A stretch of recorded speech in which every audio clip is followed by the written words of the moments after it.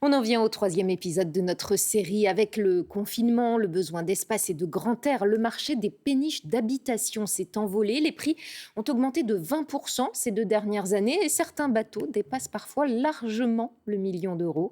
Morgane Prévost, Bastien Moignoux avec Anne-Sara Sfez. La Seine, Chantal et Édouard ont choisi d'y vivre, mais aussi d'y travailler.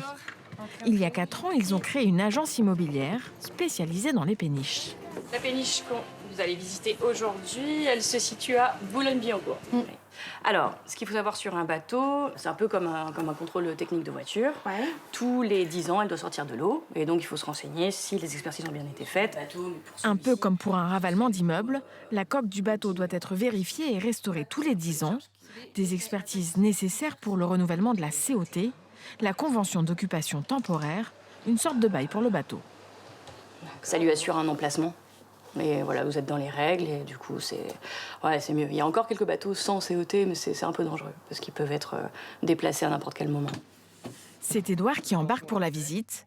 Direction Boulogne-Billancourt, en bateau forcément. Et voilà. Sandrine Dumaret n'a encore jamais habité sur l'eau, mais la vie sur la Seine séduit cette Parisienne. La plupart des habitants de péniche ont un petit bateau avec lequel ils se promènent. Ça fait partie des trucs super sympas de prendre son bateau à la sortie du boulot et d'aller prendre l'apéro sous la Tour Eiffel, par exemple. Ça, c'est... La péniche à vendre, une Fraissinet, le plus grand gabarit avec 38 mètres de long, 280 mètres carrés.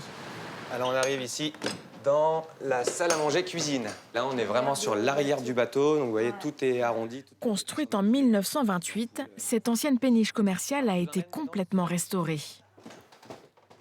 Prix de vente, 1 595 000 Un euros. bureau.